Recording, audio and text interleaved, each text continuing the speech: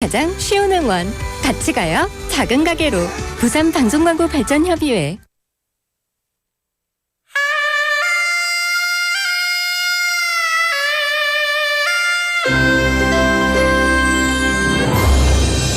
The time is now 7 o'clock.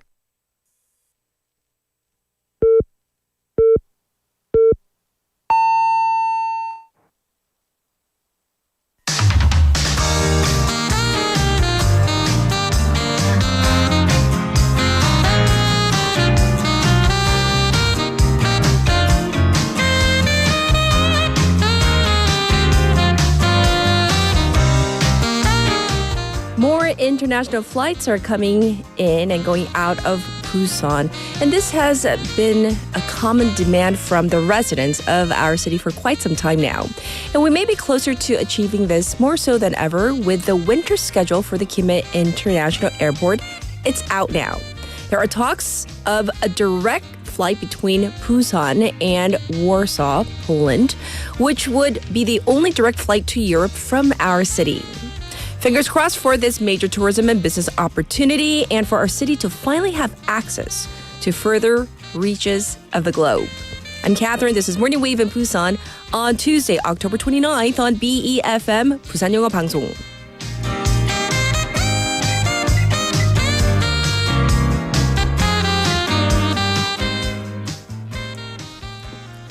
Good morning, Wavers. I hope you're all doing well.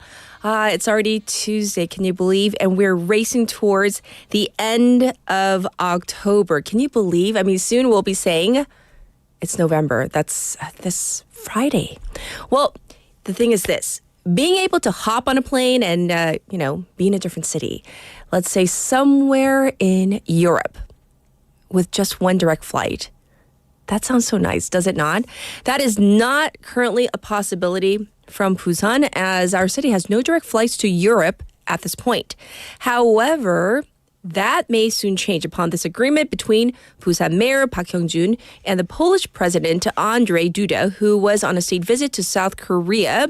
So the Polish president met with Mayor Park at Kim-il Airport, where the two discussed a direct air route between Busan and Warsaw. And Warsaw in Korean, you might know it as Warszawa.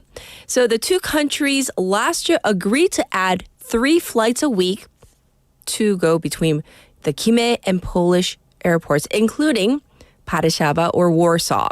So President Duda expressed hopes of a more active flow of tourists and businesses between the two countries. So on that note, let's talk about business.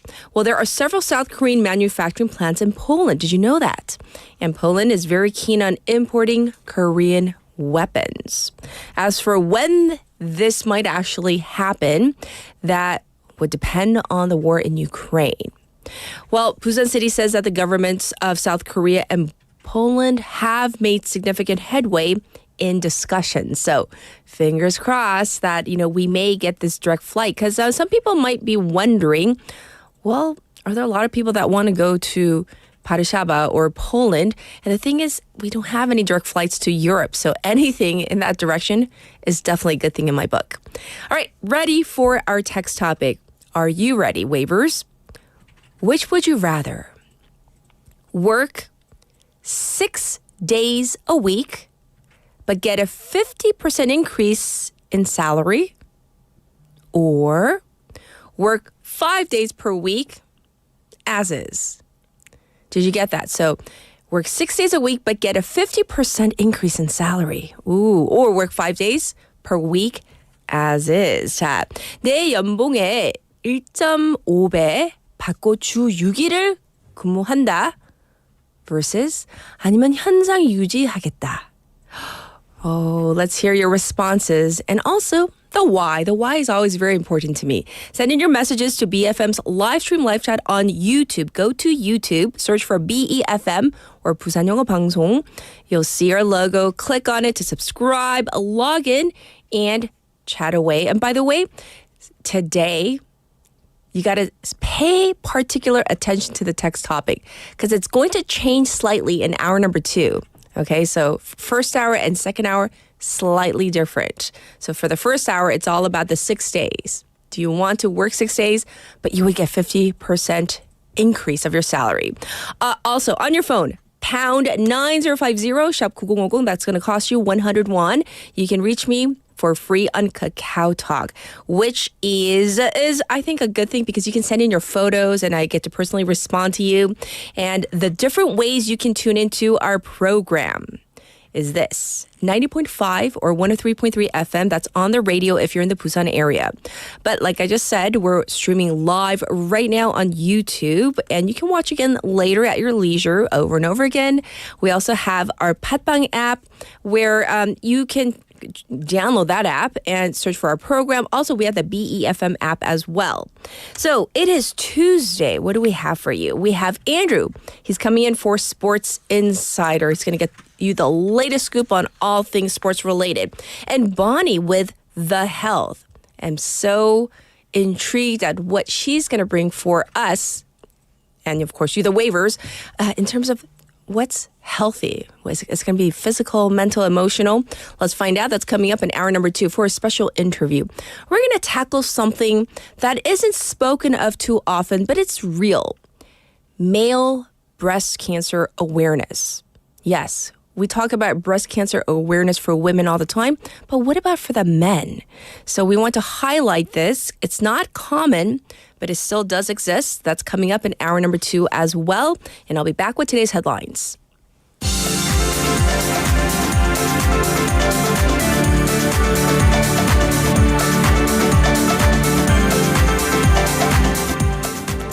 It is now 7:06. These are today's headlines. U.S. says North Korea has sent about 10,000 troops to eastern Russia. The U.S. National Security Council said that North Korea has sent around 10,000 troops to augment Russian forces near Ukraine over the next several weeks, with President Yoon Suk-yeol saying that the deployment in Russia could take place sooner than expected. South Korea, Japan, and China agreed to hold trilateral summit soon. South Korea, Japan, and China agreed to hold a trilateral summit at the earliest date, possibly early next year, said the Foreign Ministry.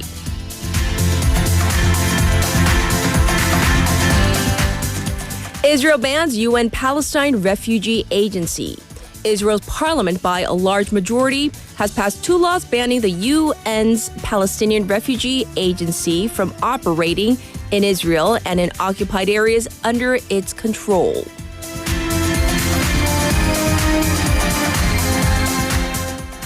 U.S. raises alarm as greenhouse gases hit record highs. Greenhouse gas concentrations in the atmosphere reached record highs in 2023, locking in future temperature increases for years to come, the United Nations warned.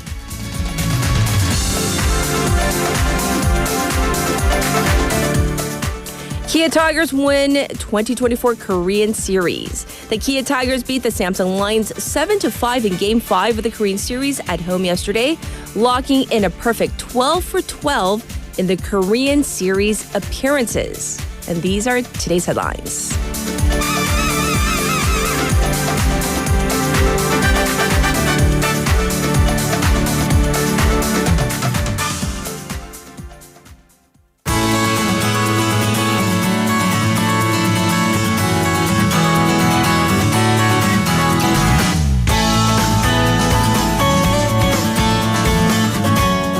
It is now time for Busan Updates. Let's say hi to Haley first. Good morning. Good morning. Yes, so today, very interesting. It's all about work, and it's related to something we're going to talk about later on.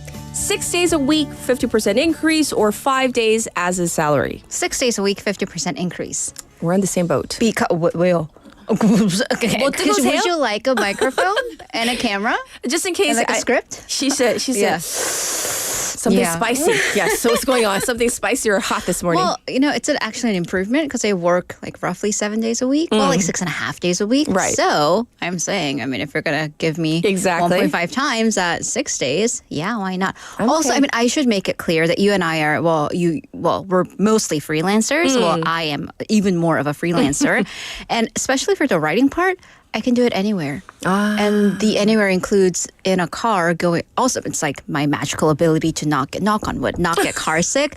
It includes me going to a road trip in a car. Or speaking of health, I know a lot of our listeners rightly are concerned about their health. Yes. Or on an exercise bike with my laptop, which, yes, I have. So in your done. line of work, it would work. Yeah. Okay. So to each their own. Yes, but for me, yes. yeah, where's my 1.5 times salary? All right, let's jump into our first update. The Busan Fireworks Festival. It's coming up real soon, and the city is making sure that this will be a fun but also a very safe festival. Of course, safety of the utmost importance. So mark your calendars if you haven't done so already. This is nice and easy to remember. November 19th is the 19th Busan Fireworks Festival. Yes. And the pre-show, pre-festival checkups are underway. So Busan City yesterday convened a meeting of the Safety Management Committee and looked over the safety system in place. So this committee has Mayor Park Hyung-jun at the helm.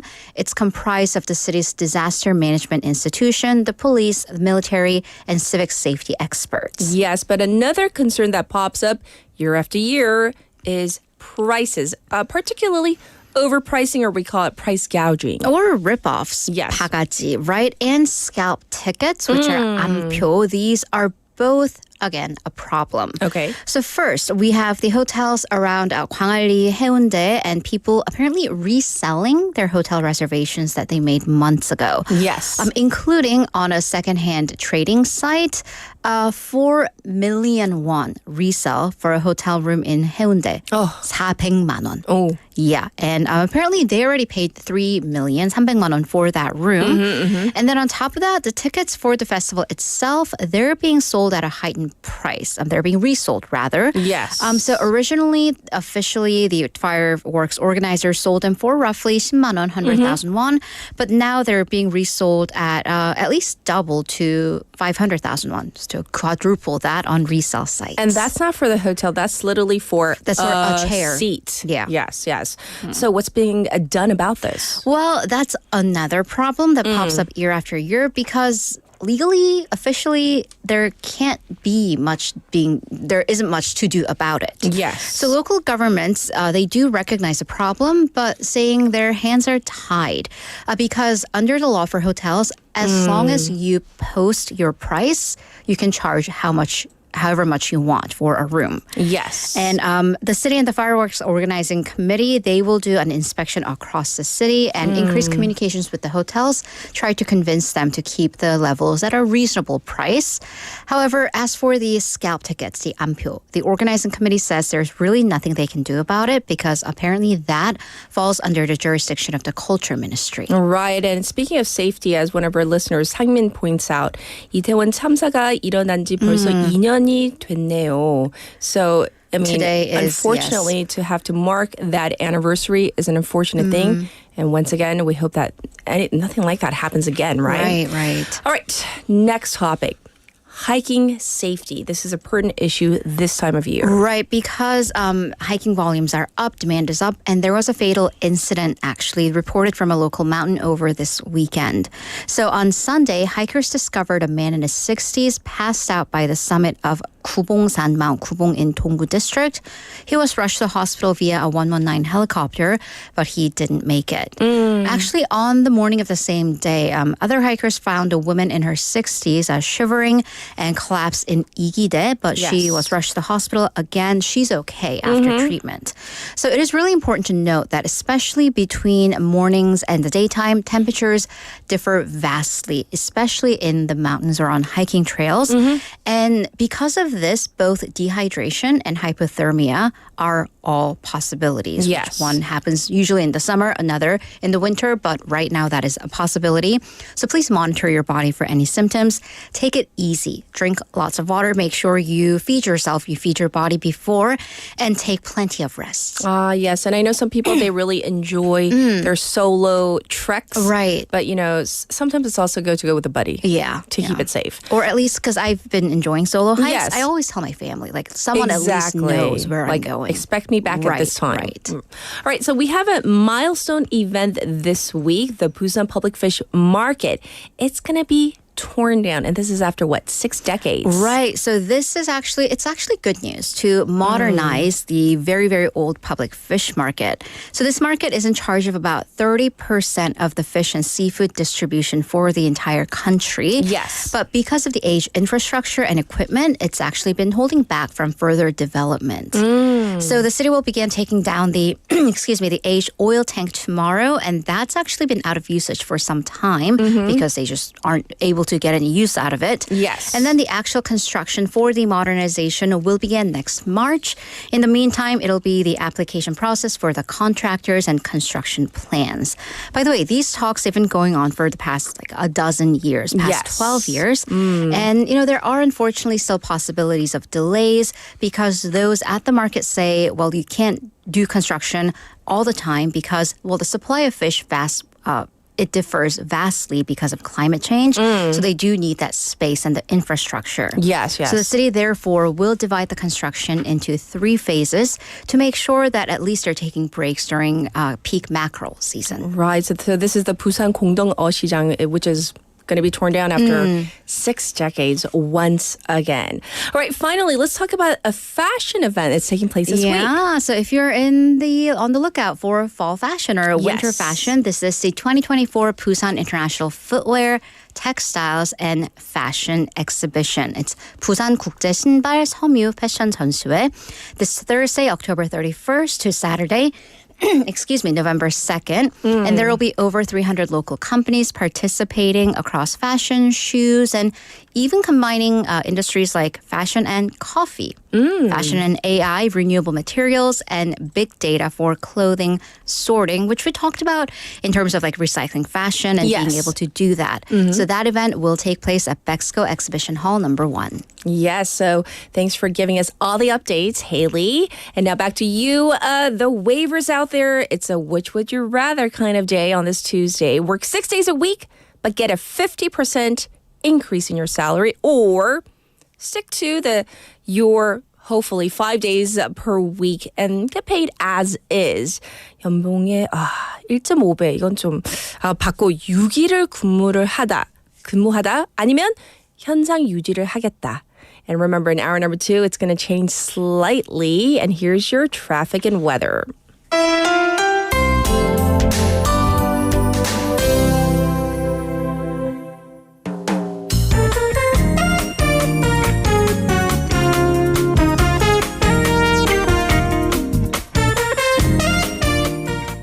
It is now 7:17. Here's your traffic report. There is congestion on Luno-Samsungdaedo from Byungho intersection to Shino Bridge right now. It's also slow from Manduk intersection to Name Expressway, Gupo Nakdonggang Bridge. Also backed up from Hwangyang Tunnel to the Dongso Overpass going away from the city. It is currently 15 degrees Celsius under partially cloudy skies. The expected high today, it's going to go up to 22. Looking at the weather nationwide, it's going to be cloudy across the country with light rain forecast for Jeju and the southern coasts of Jeonnam. There is fog in some mountainous regions causing low visibility, so please be careful if you're out on the roads this morning. This was your traffic and weather.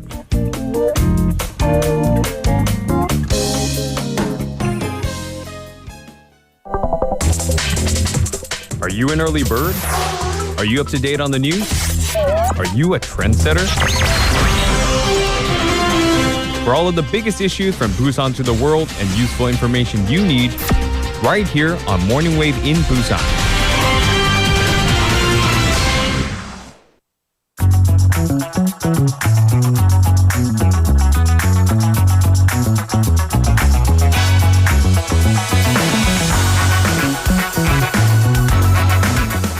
It's time for News Digest, so we're going to dive into our first story with Haley. We're going to address this ever-increasing tension between the two Koreas, with Pyongyang making new claims regarding the drone that it, found over its space, supposedly from the South Korean military. Right. So earlier this month, North Korea made these claims that a drone that was flown by the South Korean military, it crashed in Pyongyang. And then yesterday, it said it analyzed a flight log of said drone and confirmed that the drone took off from 백령도 Island in South Korea on the western border in the Yellow Sea.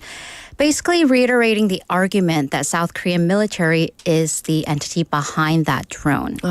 So the North Korea's defense ministry said that it analyzed the flight control program from the remains of that drone, and that's where they found the flight log and the departure point. And after that, North Korea's the chairman's the leader's sister Kim Yo-jong, she issued a very sharply worded statement saying that if the tables were turned, meaning a mysterious drone suddenly appeared onto the airspace of Seoul and started dumping anti-government leaflets against the South Korean president with no confirmation from Pyongyang, then she said, quote, how the rabid dogs of Seoul would foam at the mouth, unquote. Okay. Yeah. So how has South Korea responded to these claims? It didn't, basically, or it has responded by saying it will not respond. Okay. So the South Korean military repeated its position that, number one, this is a one-sided claim by the North, and it cannot confirm nor feel the need to respond. And experts also said that while North Korea's claims that the drones could have flown from 백령도, they do have some merit.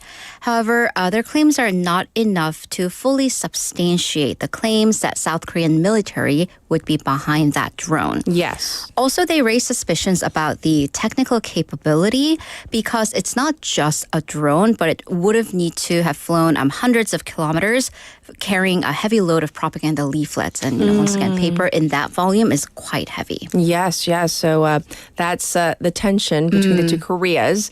Now we're going to turn our attention to something that's happening in the U.S., the U.S. presidential election. So let's talk about this race. What is going on? Right. We're like D-8 counting down to D-7 with the time difference. It's crunch time. So usually this is the time when both candidates would be focusing on the swing states, the 통합주, right? And, these are the ones that can go either way, and they have big enough electoral college or 선거인단 votes to sway the election. Sure. And Vice President and Democratic presidential candidate Kamala Harris, she has been running a fairly traditional campaign, meaning her most recent rallies have been in these swing states, including the latest in a crucial state of Pennsylvania. So she visited, and here her demographic was very much targeted, a predominantly black church and then a barbershop in Western Philadelphia. Okay. So she's really honing in on the black vote, especially among black men. Yes. After poll numbers suggest that black men in particular are not really a shoo-in, are not a given demographic for Harris.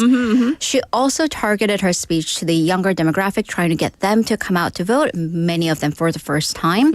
I'm calling on Gen Zers and saying that they are rightly impatient for change. Well, let's also talk about the other side. Former President Donald Trump, he held his latest rally at some might say a rather unexpected location. New York City, Madison Square Garden, which is his hometown, his home base where he lives, but also New York, not Republican at all. It is like the one of the bluest, maybe along after with California and like Washington, Oregon, and Hawaii. So why? One might say. So at this rally in Madison Square Garden, he was joined by, so he brought his own star-studded cast, Elon Musk, Hulk Hogan, and Tucker Carlson, who was a former Fox News #1 ranked anchor. Yes. And there he addressed themes of immigration, policing, the economy, and international affairs. Also, and this is the rhetoric that we have seen time and time again, which raises concerns, the enemy within. And that's what he's been using to describe his political opponents. But the problem is he has hinted or sometimes blatantly said that there's possibility of him using the military against the enemy within. And that's what authoritarian governments do, not democracies. So this is something that's raised concerns amongst his critics. And then speaking of divisiveness, this comment not from Trump, but someone the Trump campaign hired to speak at the rally is raising a lot of eyebrows. A comedian who was one of the people who opened before Trump called Puerto Rico a floating island of garbage. Oh, Puerto Rico. Puerto Rico, Puerto Rico. And by the way, it is a U.S. territory in the Caribbean. And it's in a gray zone because if you are a citizen / resident of Puerto Rico, you cannot vote. Right. Right. But there are many, many Puerto Rican immigrants in the U.S. who are American citizens Yes. who can. That's right. It's a massive population. So having that comment made there does not bode well for him. Yes. But then going back once again to the choice of why New York, this also reveals why kind of he would choose this location and choose to spend this very precious time because money. Because pundits say this was more of a fundraiser because Trump needs cash. So the Harris campaign has been raking in money more than $1 billion. Okay. But Trump campaign hasn't, at least to that extent. And reportedly, the campaign there sold tickets for what's called an Ultra MAGA, Make America Great Again experience for $1 million a pop. Oh, Not sure what the interesting. details entail. Possibly a meet and greet and like a backstage experience, like a VIP ticket to a concert. But yeah, $1 million. I see. Well, let's talk about the polls.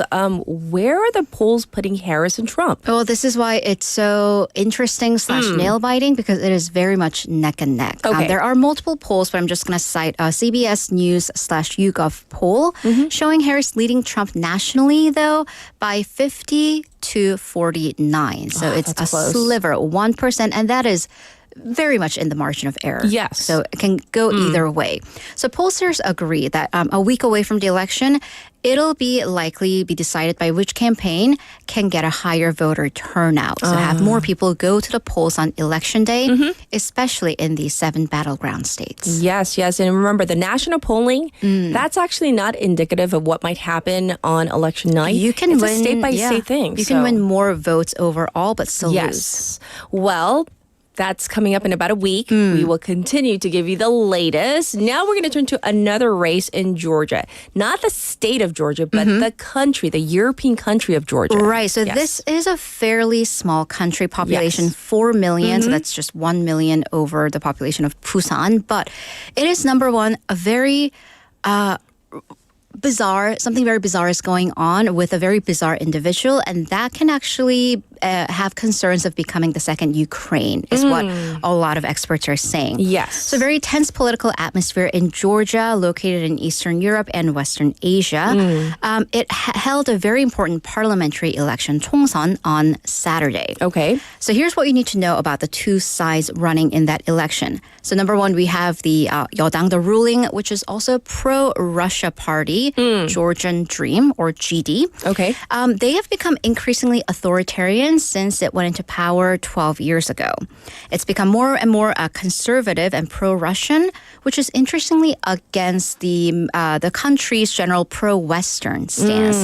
Apparently, 80% of the public supports Georgia joining the European Union. And then the Electoral Commission, for the result of the election, announced that GD secured 54% of the votes and won 89 seats in the parliament.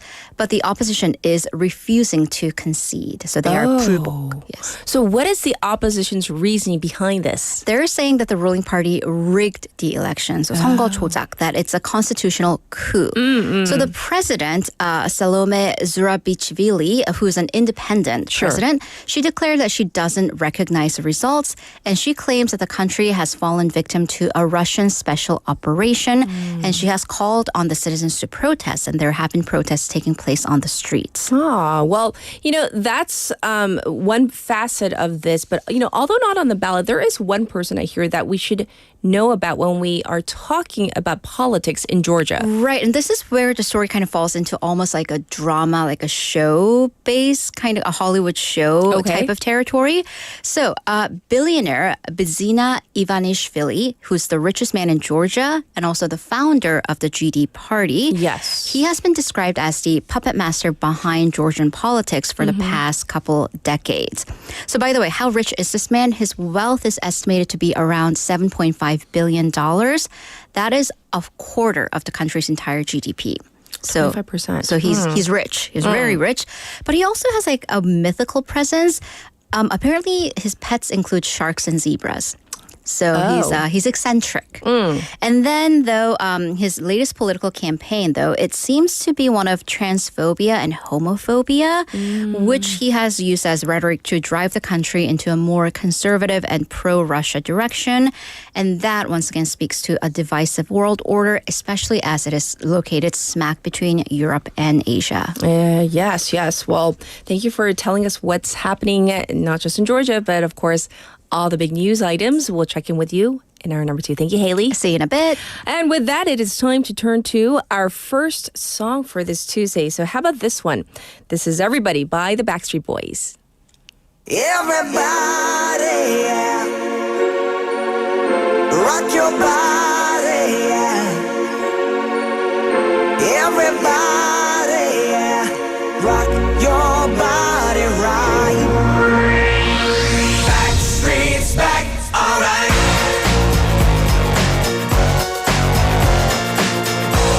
Hey, now, oh my God, we're back again. Brothers, sisters, everybody sing. Gonna bring the flame, I'll show you how. Got a question for you, better answer now. Yeah. Am I original? Yeah. Am I the only one? Yeah. Am I sexual? Yeah. Am I everything you need? You better rock your body now. Everybody, yeah. Rock your body.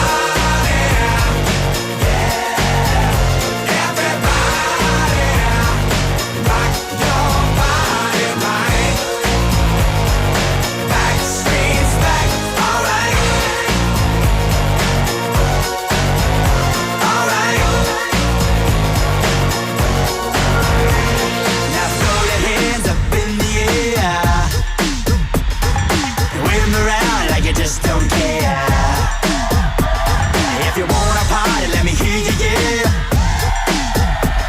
'Cause we got it going on again. Am I original?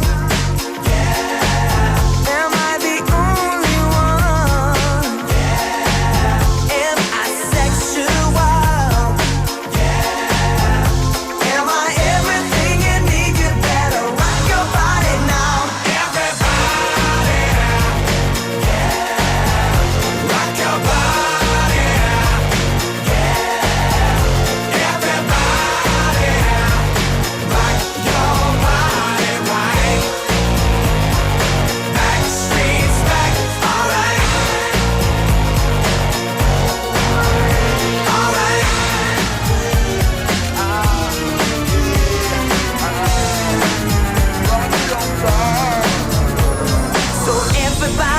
Everywhere. Don't be afraid, don't have no fear. I'm gonna tell the world, make it understand. As long as there be music, we'll be coming back again.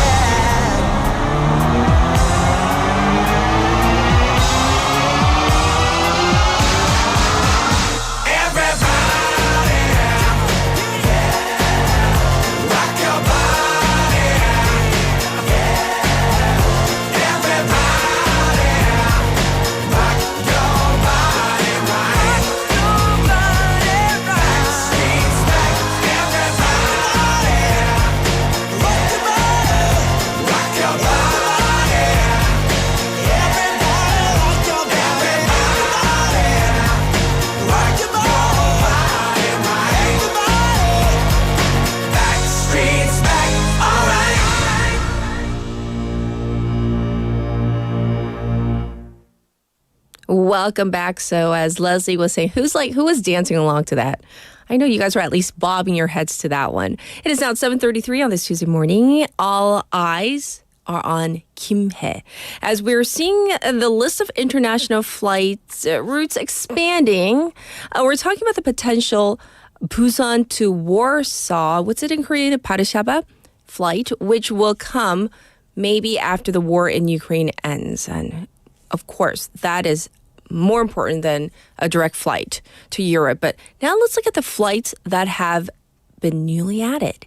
Kimhae Airport confirmed and released the Land Ministry's flight schedule for the winter season. So, Kimhae for this winter will have 37 international routes, many to cities across Japan, China, Taiwan, Thailand, the Philippines, Vietnam, Singapore, Guam and Saipan, Laos, Malaysia, and Mongolia. And newly added to this roster is the highly anticipated flight route to Bali. Ooh, yes, Indonesia. So Busan City will also expand its flights to and from Hong Kong to 14 times per week. So the air routes in and out of Kimhae are certainly expanding. That's a good thing. Oh, but that means there's going to be more people at that airport. We need that other airport up and running real soon. Text topic time. Which would you rather today? Work 6 days a week, but get a 50% increase in your salary, or work 5 days per week as is. 자, 내 연봉이 1.5배를 준다고 하면 6일을 근무하실 건가? 아니면 현상 유지하겠다. So that is the conundrum that you are given today. So let's look at some of your messages. So first, we have a message from Young who says, it's a morning that a good coffee with milk would fit. So 하루 더 쉬어봐야 먹기만 하고 돈만 쓸 테니 일하는 게 더 좋겠네요. 거기다가 50% 월급 인상, wow, is what he says. So in Young's opinion, he says, if I take an extra day off, I'll just end up like eating and spending money. So why not work that extra day? And he really likes that 50% increase in salary. That part, I guess, hits the spot for him. However, for example, Yoonjung Waiver says that she would prefer just the 5. 전 주 5일 근무하고 싶어요. So there's definitely a split in, the reasoning and also the answers as well. Let's get to Kat's pick for today.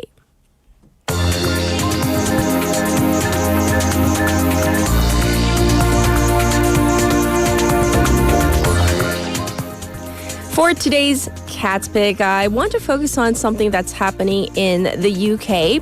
There is a member of parliament. His name is Mike Amesbury, and he has been suspended from the Labour Party because of an incident that broke out. Initially, he made a statement, and then there was additional footage. Let's get to that clip from Sky News. The Labour Party has suspended MP Mike Amesbury after new footage emerged that shows him hitting a man in the street. In the footage, the MP for Runcorn and Helsby is seen talking to a man before punching him.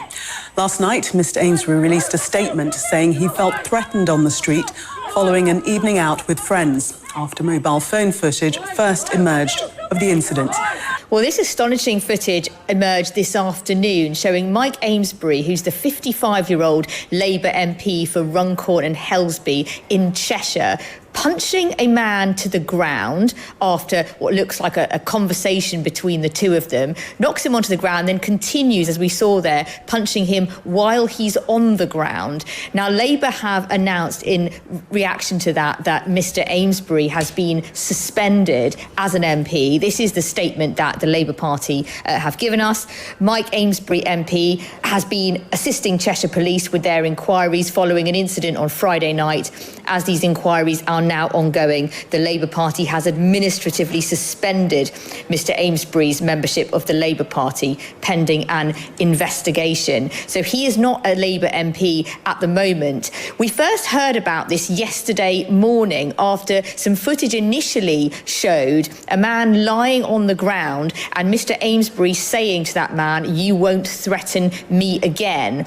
Now, in response to that, Cheshire Police said they were investigating an incident that had happened at 2:48 a.m. in Frodsham town centre. Mr. Amesbury had commented online on that initial footage, saying that he had reported himself to Cheshire Police, saying he'd felt threatened on the street following an evening out with friends and would cooperate with their inquiries. Now, this additional footage, of course, puts that in a rather different light, as what you see just before those scenes is Mr. Amesbury apparently talking with a man before then knocking him to the ground. So just to break it down, initially the first footage that someone had gotten, it didn't really show the full picture. So, he claimed that he had he felt threatened, and then the CCTV footage emerged, which kind of shows a different picture. So we don't know exactly what happened, what was said, but there was definitely some sort of assault going on. And so we'll see what happens with this story. This was Kat's Pick for today.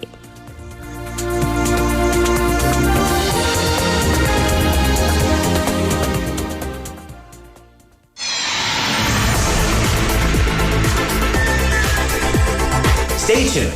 You're listening to Morning Wave in Busan.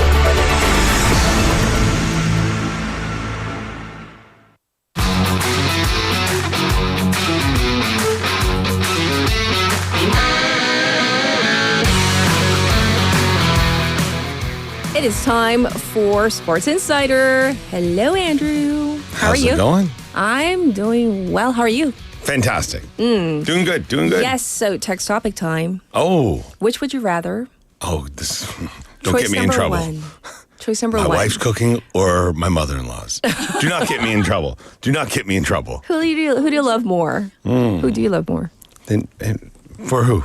Okay. All right. I plead the fifth. Okay. So for a real text topic, for hour number one, work 6 days a week, Okay. but get paid 50% more Okay. versus work 5 days per week, as is pay. Oh. You enjoy your weekends.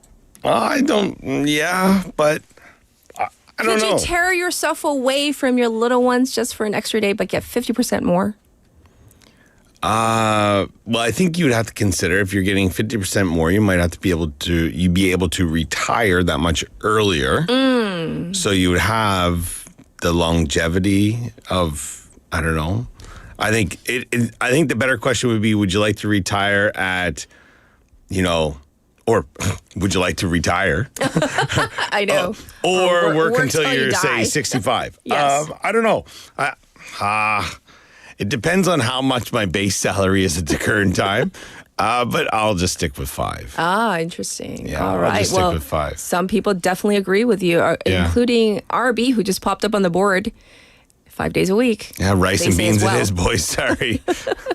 All right, we're going to jump into some sports. What do you have for us? All right, we're going to get things going here with something that I think most people assumed was going to happen, but we just didn't know when it was. And I think a lot of us thought it was going to be before yesterday or last night or this morning, however you want to put it.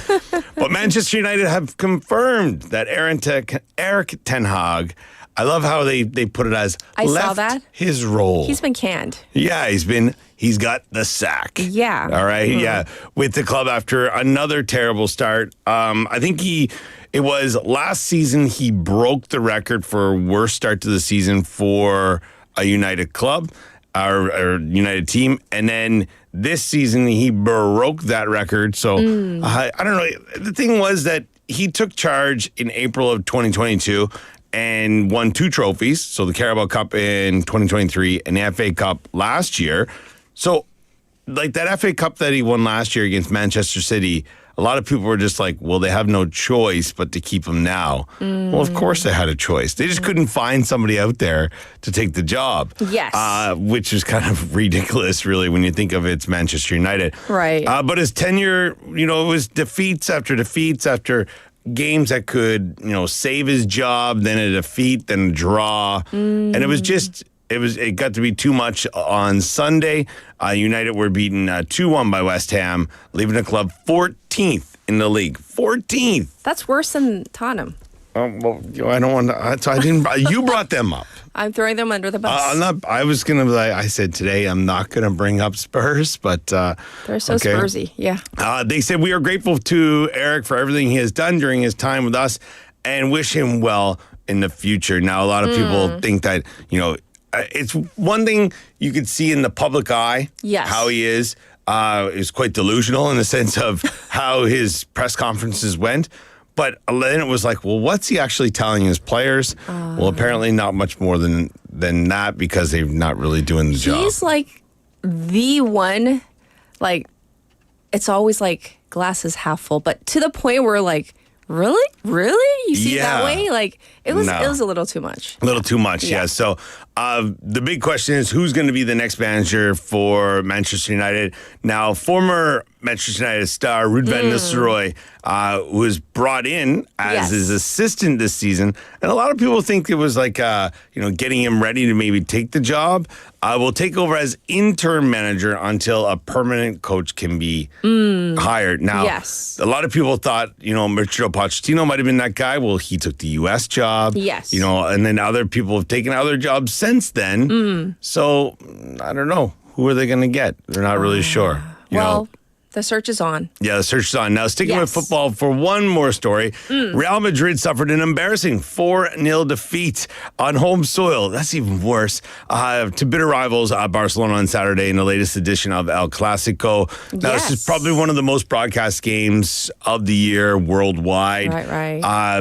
Everyone is, hoping, well, the neutrals are watching, hoping for a good game. It wasn't bad, but 4-0, it was kind of a bit ridiculous. After a relatively even first half at the Bernabeu in Madrid, it was 0-0.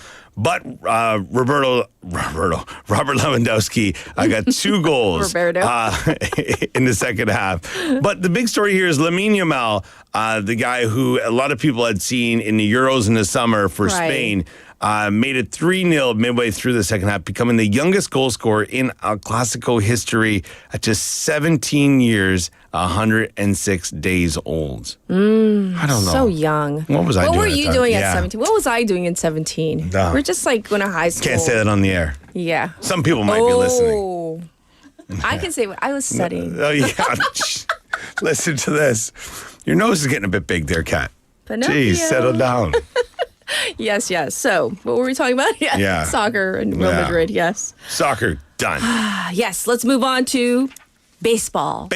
We have a lot of baseball news. Yeah, a lot of baseball news. We're going to talk about the World Series. Are we going to talk about the Dodgers? We will. And I was so happy. I really want to talk about them for you. But we got to kick things off here with the Korean Series. Okay. The Kia Tigers have claimed the 2024 Korean Series title, defeating the Samsung Lions 7-5 in Game 5 at Gwangju's Kia Champion Field. Right. The victory marks this pains me to say this, 12th championship. And the first, I love they say first since 2017, where Lotte fans are just like, please, just give us some postseason action. Come on now, people. Overcoming a 5-1 deficit. I watched a bit of this game, and I thought I turned it off when it was 5-1, and I thought, all right, okay, we're gonna have a game 6. Nope, that was not happening. It ended up being 7-5 in the finish. But yeah, it was the Tigers are now the first team to win titles across 5 decades. Yes. All right, solidifying their status as KBO's most successful franchise. Now, on to the World Series, the thing I know you want to talk about because your beloved Dodgers. Benny's waiting for this too. He's happy for me. Oh, sweet. Yes. I wonder how Benny liked Ice and Vasana's Cube's. crying right now. Yeah, He eat it, supports Vasana. The Yankees. Yeah, Yes. exactly. I hate the Yankees, so it's okay. Bringing you the highlights from Game 1 and Game 2. We're going to kick things off with, I think this is, and I believe the commentators, the announcers say this, but when you're a little kid and you're playing ball in your backyard or at the park or something like this, you dream of what Freddie Freeman had done in Game 1. Let's get to our clip. Yeah, the kind of at-bat that every kid that plays baseball dreams of one day having. You tell yourself, right, all right, bottom of the 10th, bases loaded, World Series, 1-run game, Dodgers, Yankees. Reality for Freddie Freeman right here. Taylor the tying run, Edman the winning run. Cortez delivers. Freeman hits the ball to right field. She is gone! Gibby meets Freddie!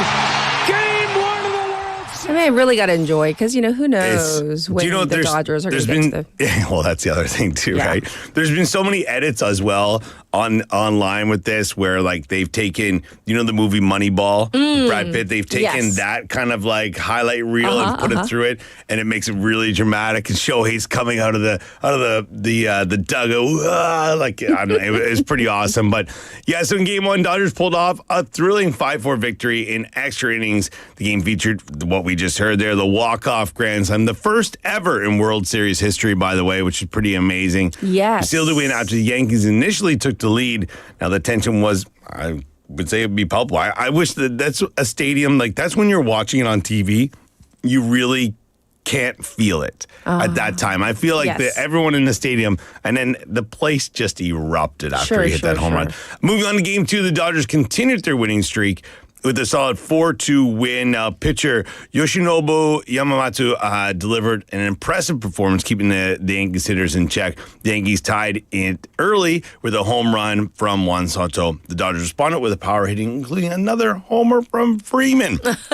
All right, the guy's on fire, who previous to that didn't really do too much. It was all about Ohtani. Yeah, exactly. I'm saying, right? And there was questions if Ohtani's going to play today in Game 3. With his shoulder. I've heard and I've read on many different accounts on that he's okay, supposedly. Well, okay or, postseason okay. I think is the thing where if it was the regular season, he's not playing. Right. I think it's the postseason, he plays. Yes. So it'll be interesting. That game starts, I believe, 9 a.m.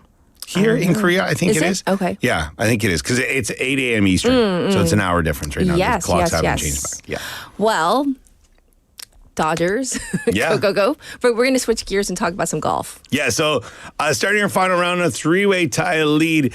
Running delivered on an impressive performance at LPGA Tour's Maybank Championship in Malaysia. Yes. So, they are continuing their Asian swing here, the LPGA. Now, if you remember this name, it's probably because it marks her second win of the month. All right. So they were in Shanghai before they were in Paju last weekend, or 2 weeks ago, I guess now.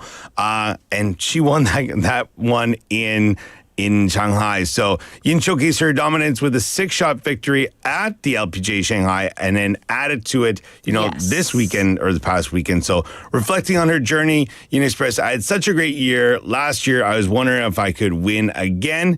And what if I can't? But I've learned to enjoy myself out there and have fun. And honestly, the tournament that was here in Korea, she was in the mix the whole way through. Just to, you have a run of bad holes and then it's, you find yourself out of the top 5. Yes. But notable performances here. South Korea's Hyun-Ryu finished third with a score of 67. And really going into that final day, Ryu also could have, jumped into it. But when you have a final round like Yin did, it's, she just put it out of touch for most other golfers. But yeah, it was pretty amazing. I watched a bit of this one. I feel that after the event is always here in Korea, I pay attention to it a little bit more. Sure. It's just you kind of have like the fever for it. But yeah, so it was good. It was nice to watch. And congrats to her and all of the other Korean ladies on tour as well. Yes. Amazing. Yes. And while you're still here, I'm going to read a couple more messages. Ooh, I like souvenir waiver. I love all these, handles and usernames. Says this in Korean, and then I'll translate. 1.5배인데 야근 없이 주 6일이면 합니다. So they say the 1.5 times that I'll take that without overtime, though. That's important. Yeah, With no overtime. Ooh, that's a little caveat that we didn't have before. Yeah, I think that's a good one. It is once that. Well, what time's your normal finish time as well, right? True. Are you done at 4? What are your you real done at hours? 5? Yeah. Is it, hey, I'm working 6 days a week. We'll cut that off at that. But, I'm sure there are quite a few of our listeners who are listening right now are thinking, 6 days a week? Yes. That's normal for me. Or... On the other hand, though, like Leslie is saying, but then you might miss out on, on your kids' like activities and all the memories and things that you just can't get back. Or the stress of taking to them for all those activities, and I don't know. Andrew? I'm just saying. Saying. But the thing is, I think Leslie makes a good point. There is kind of this, you got to weigh and balance what's important to you. I agree. Right. I think it's also what your financial situation is. Yes. If you're, we don't judge anybody. No, I judge everybody. Sorry, people. I don't. Well, thank you, Andrew. We'll check in with you next week. Have a good one. And by popular demand, everybody's wanting this song. Here it is. 아파트 by Rose and Bruno Mars. 아파트 kissy face sent to your phone, but I'm trying to kiss your lips for real. Red hearts, that's what I'm on, yeah. Come give me something I can feel. Don't you want me like I want you, baby? Don't you need me like I need you now? Sleep tomorrow, but tonight go crazy. All you gotta do is just meet me at the 아파트.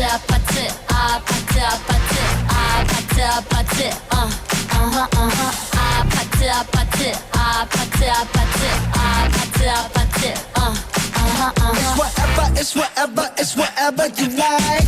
Turn this opposite into a club. I'm talking drink, dance, smoke, freak, party all night.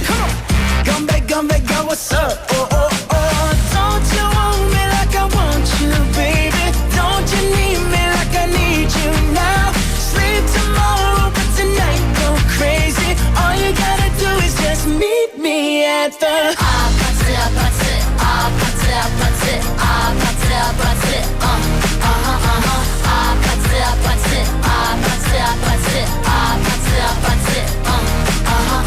Hey, so now you know the game. Are you ready? 'Cause I'm coming to get you. Hold on, I'm on my way. Yeah, I'm on my way. Hold on, I'm on my way. Yeah, I'm on my way. Don't you want me like I want you, baby? Don't you need me like I need you now? Sleep tomorrow, but tonight go crazy. All you gotta do is just meet me at the Just meet me at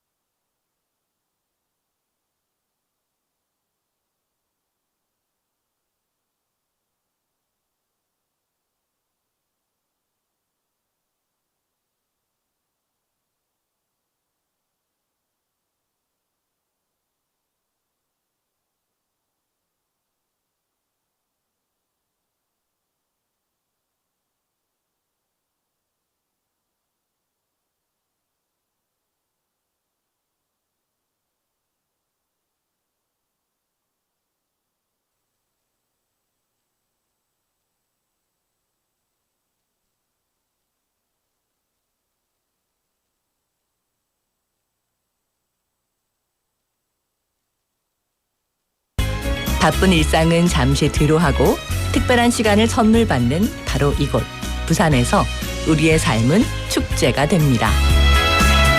축제로 하나 되는 부산, 여러분은 어떤 축제를 기다리시나요?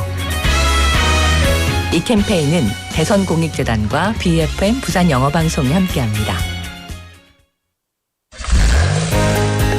혹시 지금 운전 중이신가요? 어린이 교통사고 피해자 수는 지난 3년 평균 약 9만 명. 특히 어린이 보호구역 안전 기준이 강화된 이후에도 어린이 보호구역 내 사고는 지속적으로 발생하고 있습니다. 스쿨존에서는 반드시 시속 30km 이하 서행, 스쿨존 내 불법 주정차 금지, 차량 출발 전 앞뒤 좌우 살피는 습관으로 어린이가 안전한 도시를 만듭니다. 참, 운전 중 휴대전화 사용은 모두에게 위험합니다. 우리 모두를 위한 교통안전, 나부터 실천하면 모두가 안전해집니다. 어린이가 안전하게 뛰어놀 수 있는 부산. 아이 키우기 좋은 도시는 우리 모두의 미래이자 희망입니다.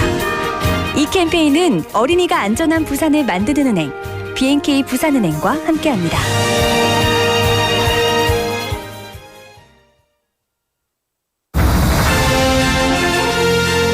부산 글로벌 도시재단 대표이사 전용호입니다. 부산은 대한민국의 굳건한 성장 동력으로서 물류, 금융, 영상, 관광, 문화, 디지털 첨단 산업의 중심지인 글로벌 허브 도시로 나아가고 있습니다. 이를 위해 부산 글로벌 도시재단은 부산을 대표하는 도시 외교의 플랫폼을 지향합니다. 세계 평화도시 부산의 브랜드를 강화하는 부산 UN 위크와 부산 글로벌 도시 포럼, 유라시아 도시 외교단, 개발협력 포럼, 그리고 세계 시민축제는 부산의 소프트 파워의 상징으로 자리매김하고 있습니다. 부산 영어방송도 시민과 함께 영어하기 편한 도시, 세계와 경쟁하며 더불어 살아가는 부산을 만들어가겠습니다. 시민이 행복한 글로벌 허브 도시 부산, 부산 글로벌 도시재단이 함께합니다.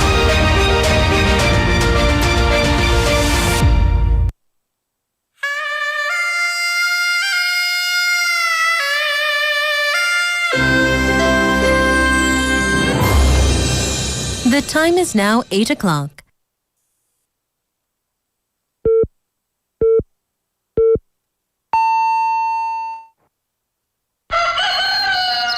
Good morning, Dynamic Busan. Yeah, you're waking up. Time to shake it up. Tell the world good morning and find out what's going on. Well, hi there, folks. There's everything from comedy to lively chat to music. Broadcasting from a room about the size of your closet. All calls are recorded. What show is this? Live from Korea's dynamic city, this is Morning Wave in Busan. I'm sorry, who'd you say you were?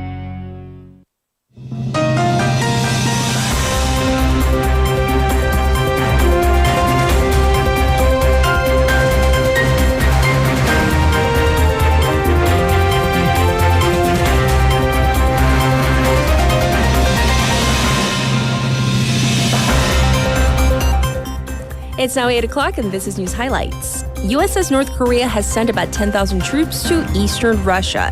The U.S. National Security Council said that North Korea has sent around 10,000 troops to augment Russian forces near Ukraine over the next several weeks, with President Joe Biden calling the deployment very dangerous. President Yoon Suk-yeol yesterday said that North Korea's troop deployment in Russia's war with Ukraine could take place sooner than expected, calling the development serious. In a phone call with European Commission President Ursula von der Leyen. This comes as North Atlantic Treaty Organization or NATO Secretary General Mark Rutte confirmed the deployment to the Kursk region. And the United Nations Security Council is scheduled to meet on Wednesday local time to discuss the issue upon request from Ukraine.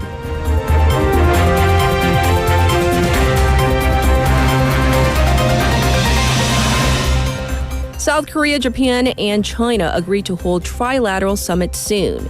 South Korea, Japan, and China agreed to hold a trilateral summit at the earliest date, possibly early next year, said the foreign ministry. The agreement was reached during a meeting in Tokyo among the three countries' foreign minister officials, where they also agreed to discuss specific dates for the summit, which is anticipated to take place in Japan. Following the meeting, the South Korean deputy foreign minister held separate talks with his Japanese counterpart and addressed issues including Japan Sado Mine UNESCO Heritage Site and the country's recognition of Korean forced labor.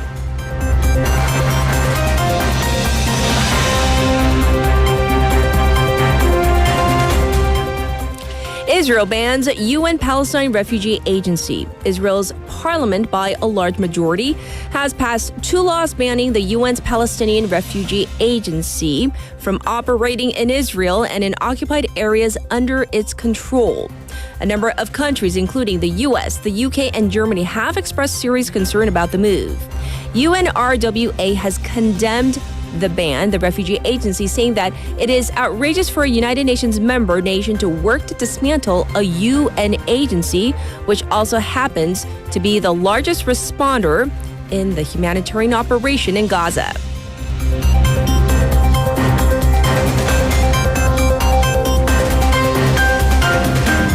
UN raises alarm as greenhouse gases hit record highs. Greenhouse gas concentrations in the atmosphere reached record highs in 2023, locking in future temperature increases for years to come, the United Nations warned on Monday local time. Levels of the 3 main greenhouse gases, carbon dioxide, methane, and nitrous oxide, all increased yet again last year, the UN's Weather and Climate Agency said. As long as emissions continue, greenhouse gases will keep accumulating in the atmosphere, raising global temperatures, the World Meteorological Organization said. The figures come as the COP29 UN Climate Summit is set to take place in November in Azerbaijan.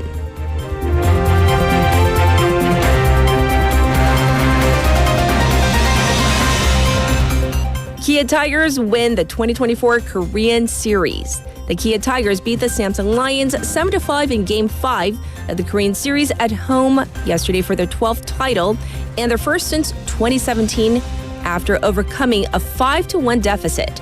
The Tigers won the first 2 games of the best-of-7 series at home last week before getting a split on the road in Daegu on Friday and Saturday. Then they clinched the title yesterday thanks to their relentless offense and shutdown bullpen. The Tigers have won more titles than any team in Korea Baseball Organization or KBO history, and they are a perfect 12 for 12 in their Korean Series appearances. And this was news highlights.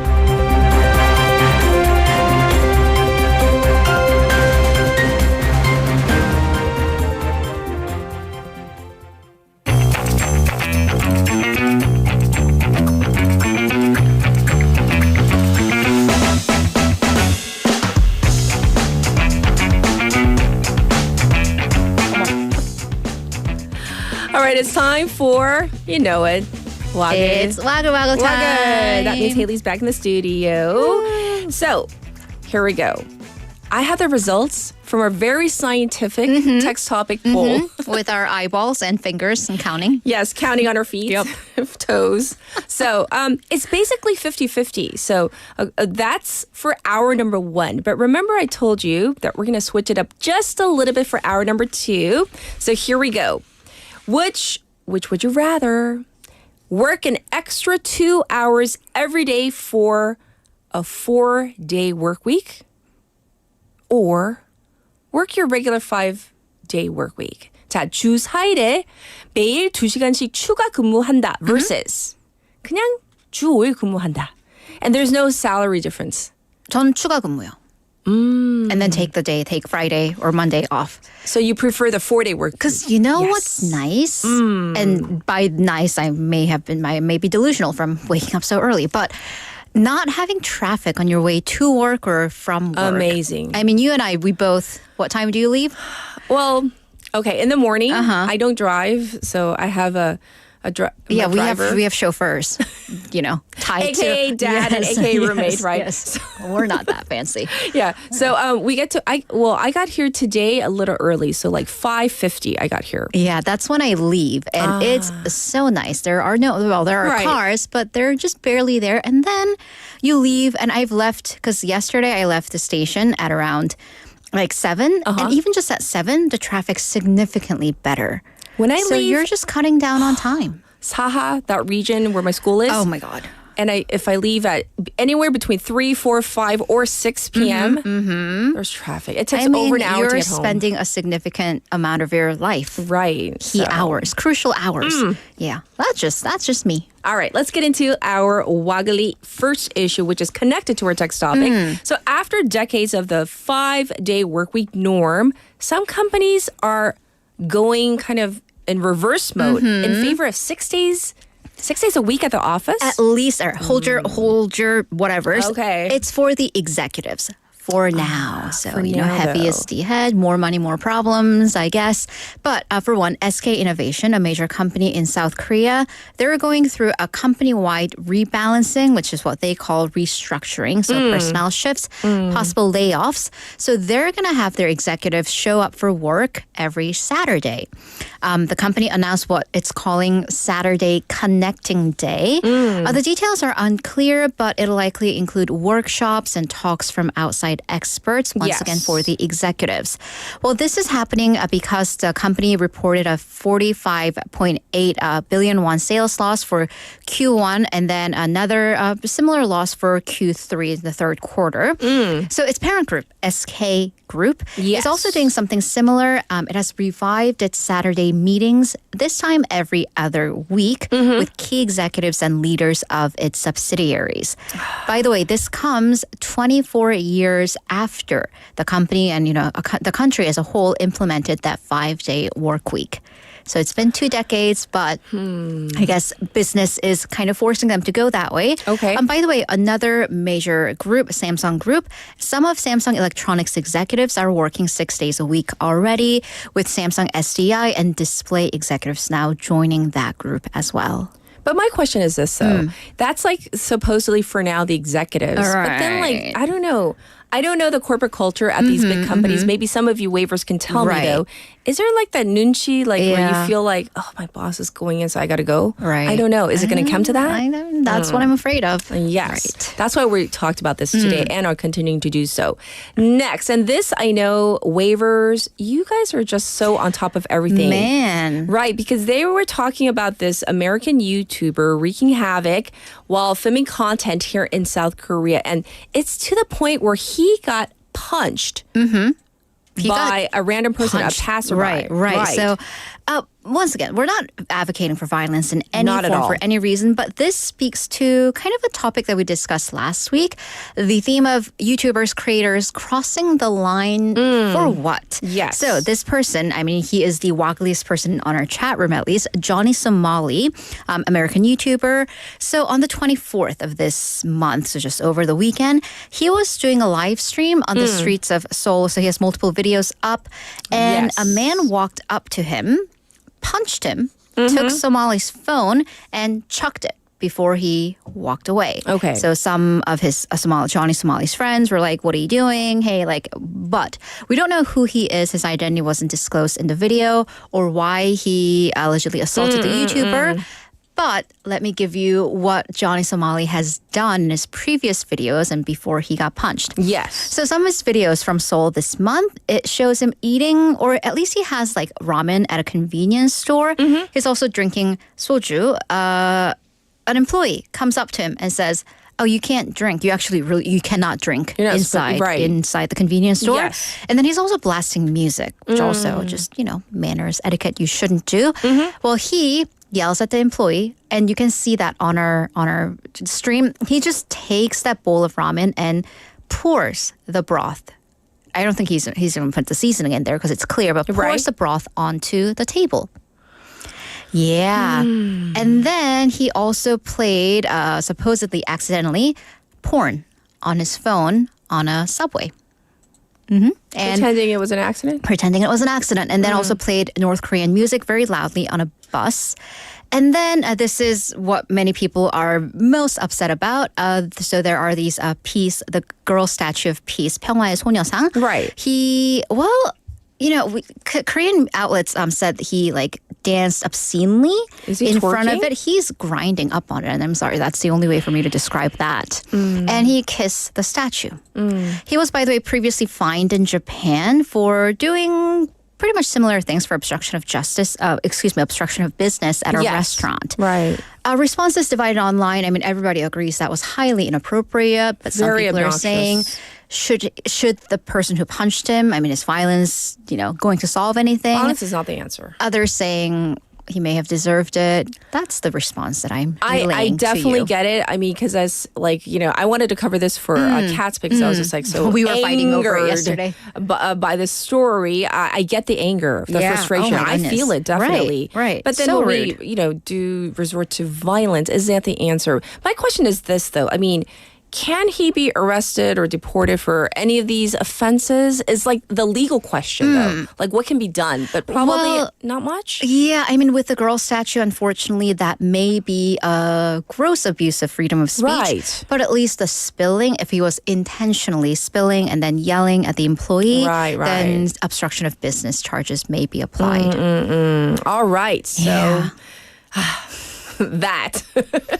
All right. Here's another divisive issue. Separate gates at airports for celebrities. Right. So is it for safety or celebrity privilege? So this all started back in July, a story that we covered when the private security team for a very well-known actor, they came under fire for excessive protection measures, let's just say, because that included them flashing their flashlights at just people, because that's to prevent people from taking photos. And then also private security checking passports and boarding passes before people could go into the airport lounge, which also you're not supposed to do that. So as a solution to this, Incheon Airport Corporation proposed having the celebrities and anyone who's well known use separate gates, which is the priority boarding gate, which are reserved for pilots and flight crew, airport employees, people who have the diplomatic passport, and people who have disabilities and need priority boarding. Yes. Yeah. But I don't know. The response, I'm sure, has been kind of divisive, not so positive. Right. So number one, and we have to kind of go back to why we have so many reporters, paparazzi, and fans at the airport to begin with, because these celebrities' schedules are released to the public, at least to the press, beforehand when they go to airports for photo ops, because it's kind of a PR stunt that's that's taken place in recent years in Korea it's 공항 fashion. It's your airport fashion. And they're usually sponsored fashion items for that famous look. Okay. And and these priority gates are for those who are doing public service. And mostly, unless they're specifically going for like government concerts, these are for-profit appearances for personal trips. So upon this high controversy, the airport corporation pulled the plans to have the celebrity use the priority gates the day before it was supposed to go into effect. So that was supposed to be today. They pulled it yesterday. But once again, airports, and I mean, while I was researching this story, all I could think of was try pulling that stunt off at like an American airport where the TSA will tackle you and jail you. Right. And probably use their stun like taser on you. Right. So airports, there's and airlines too, there's a different perception. It seems that airports are supposed to be locations for security, utmost security. Right. Not like places of service or entertainment or photo ops. Yeah. And also for the fans to let's be better behaved. Right. All right. Lastly, we jokingly call very catchy songs here in Korea like the 수능 금지곡. I mean, songs that you probably shouldn't listen to while you're studying for a big exam that's coming up. Is there merit to this term? Well, we just played 아파트 upon Which is popular so demand, catchy. and it's still in my head. Yes. So, listeners, though, maybe apart from 아파트, what is the catchiest song you know? Which will never leave your head. Like Baby Shark comes to mind. Ding ding why dong. are you? Oh no! Now it's like all day. I am here to ruin all of your days, as I have ruined mine. Yes. So let's seek get your revenge. take. Exactly. So that song that just gets stuck in your head and stays there forever and ever. Well, they're called earworms. In Korean, they do translate it directly, and it's a little 귀벌레 현상. Oh. But it's just 맴도는 노래, 수능 금지곡. So we call that the banned songs for the CSATs. Yes. And actually, experts say that there may be a relationship between these catchy songs and test performance. Oh. Right? And, they might be, right in calling them 수능 금지곡. Okay. So one professor of psychology here in Korea said that our psyche, our minds are very fragile than, more fragile than you might think. So listening to simple, repetitive tunes, 아파트, can have a big impact, especially teens. Test takers who are in a vulnerable state of mind anyways can be very easily impacted by this earworm effect. I see. So for them, because 수능 is coming up very soon, experts recommend calming classical instrumental music because there are no words, as well as things like light meditation, taking deep breaths, and stretching to soothe that anxiety.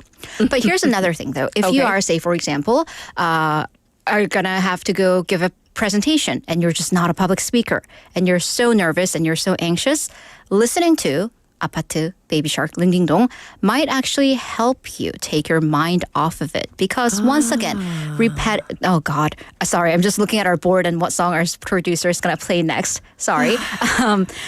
So repetitive, simple tunes, it will relax your brain and you're definitely thinking about that song now. So that's a tip. I mean, now you have another problem in your mind, but at least you're not thinking about the presentation. And all day, I think this song. Okay, well, thank you, Haley. I think this song is going to just be lingering rent-free in your head. Are you ready? So, Ling Ding Dong by Shiny. So, oh my God, is Haley trying to dance again? Oh no. Oh, but we got to do weather. Okay, where's weather? Here it is. We're going to do weather.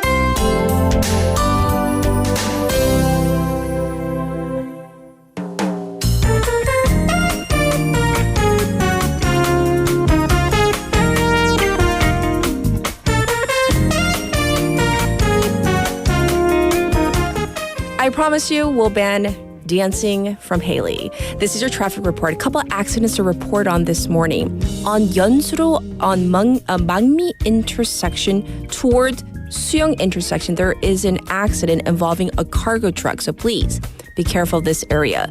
There's a collision between a cargo truck and a private vehicle on Garakdero toward Busan Newport by Garak ramp. Congestion detected on 중앙대로 from Yangjong intersection to Songgong three-way intersection. It's also looking slow on Daedong Hwamyeongdaegu from Hwamyeongdong to Daedong right now. Currently, it's 17 degrees Celsius under partially cloudy skies. It's going to go up to 22 today. Across the nation, it's going to be cloudy with light rain forecast for Jeju and the southern coast of Jeonnam. There is fog in some mountainous regions causing low visibility. So if you're going to be out and about today, please, especially if you're driving, be careful today. This was your traffic and weather.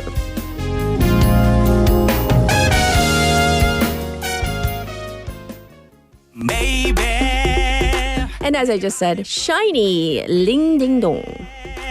두렵다고 물러서지 말고 그냥 내게 맡겨봐라 어때 My lady 링딩동 링딩동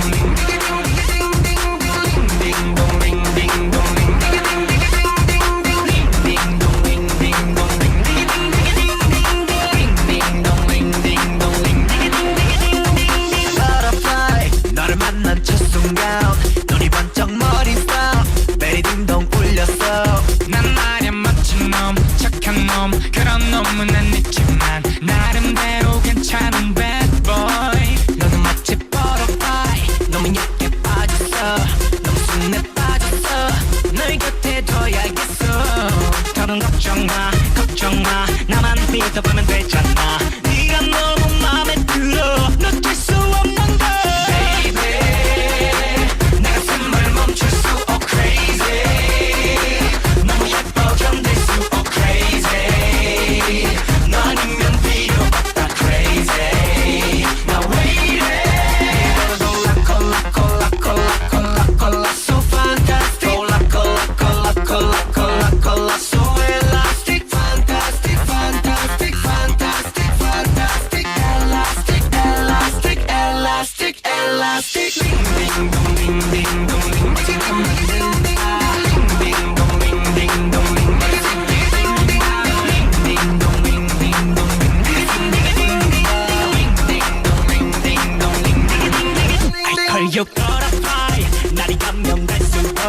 못이 박혀 너란 걸 헤어날 수 없다는 걸 나를 선택해 아무리 키지 말고 선택해 내게 빠진 바보인 날 책임져야 돼 내 숨을 멈출 수 crazy 너무 예뻐 견딜 수 crazy 너 아니면 필요 없다 crazy 나 왜 이래 난 착하지 착한 주군이거리 너를 이해 못하겠다 넌 가끔씩 그런 부정 이미지를 탈피 이탈해봐 괜찮고 break out break out break out break out ring ding ding ding ding ding ding ding ding dong dong dong dong dong dong dong 사실 난 불안해 어떻게 날 보는지 점점 내게 호감을 갖고 있는지 너는 늘 부정할 수밖에 없어 돌이킬 수 없는 걸 절대 노란 대답하지 마 괜찮은 맘 잘 알아 내가 미쳐버릴지 몰라 Don't be silly girl You're my miracle 너만 가질 수 있다면 내겐 더 필요 없는 걸 Baby 내가 숨을 멈출 수 crazy 너무 예뻐 견딜 수 crazy 너 아니면 필요 없다 crazy 나 왜 이래 널 골라 so fantastic 골라 so elastic fantastic fantastic fantastic fantastic elastic elastic elastic elastic ding dong ding ding dong ding ding ding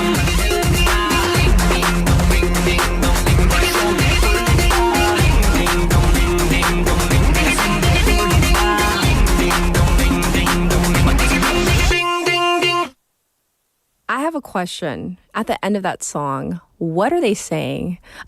I understood the ring ding dong and that was about it. As even Tori님 saying, 가사가 무슨 내용일까요? 하나도 안 들려요. 링딩동 빼고. Me too. But, that's why it's an earworm song. It just kind of stays with you and you're kind of wondering about the lyrics. But nonetheless, probably singing along and hopefully not dancing along like some people. So looking at the revised text topic, which would you rather work the extra 2 hours every day for only 4 weeks versus work your regular 5 hours a day, 5 regular hours for a 5-day work week? That was also kind of split, but more so on I think some people are preferring to work the extra 2 hours to get that extra day off. But I think it does depend on which industry you're in and what your hours look like in the first place. Because if you're working a 5-day work week and your hours are already long, tacking on another 2 hours, that might be overkill and that might be really unhealthy. Anyhow, thank you for your responses. And for now, though, we're going to get to our special interview.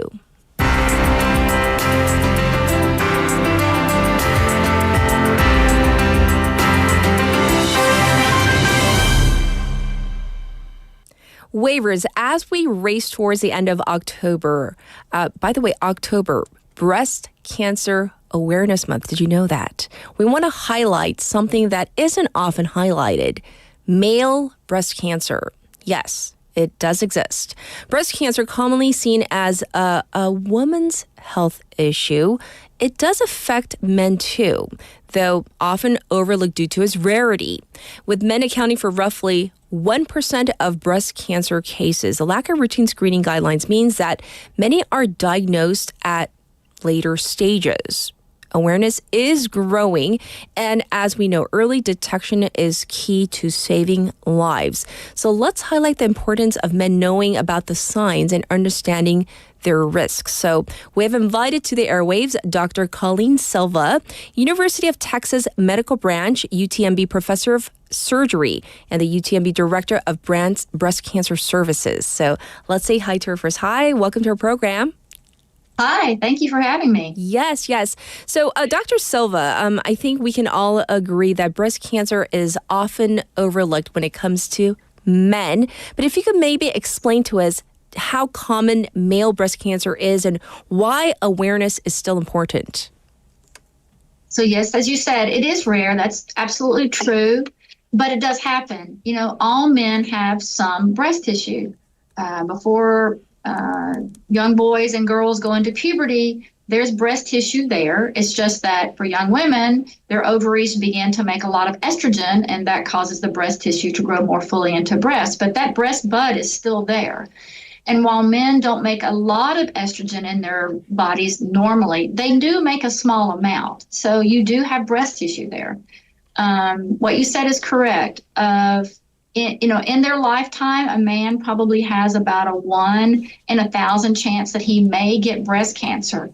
But interestingly, men can carry the breast cancer gene. And so if you carry the breast cancer, 1 or 2 gene, just as in women, your risk for breast cancer may go up substantially.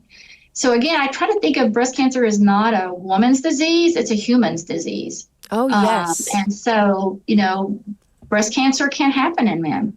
Indeed, and thank you for pointing that out.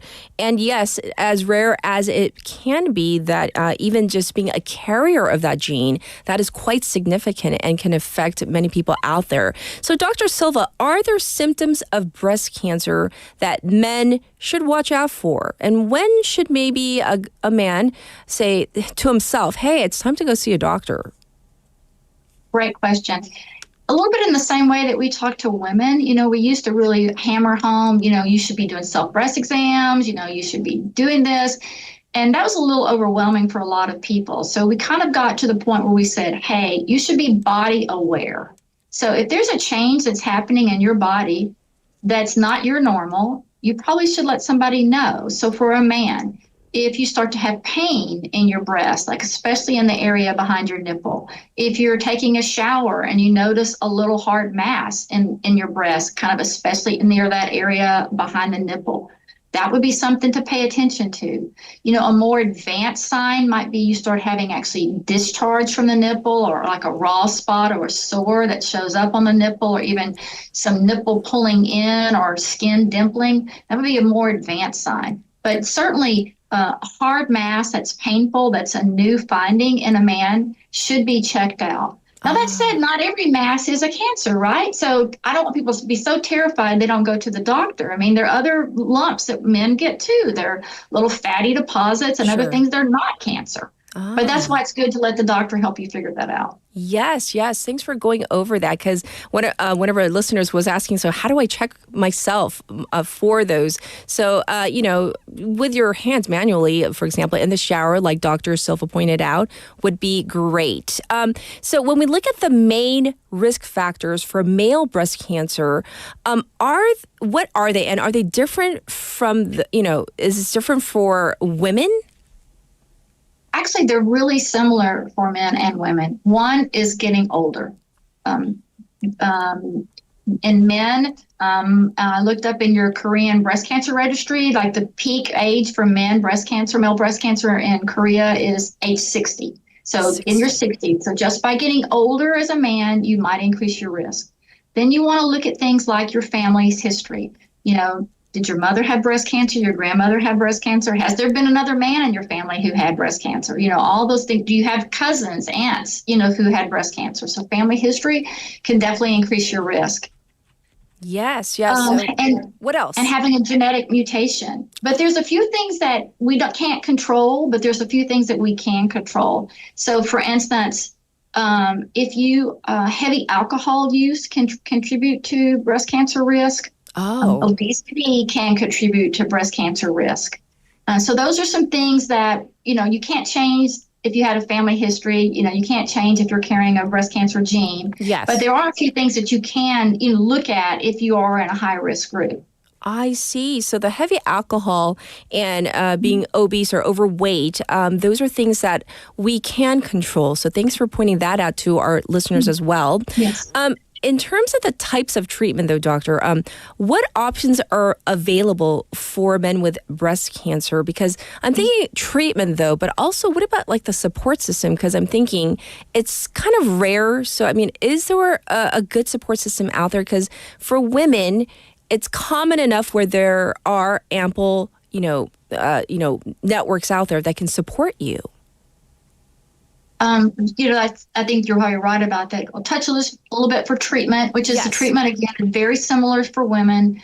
It's going to usually require some type of surgery. Traditionally for men, that was a mastectomy because it was easy to do. But these days we're thinking more about what we call oncoplastics, meaning in the long run, how are you going to feel about that scar on your body? Right. And there's something we can do to kind of make it better.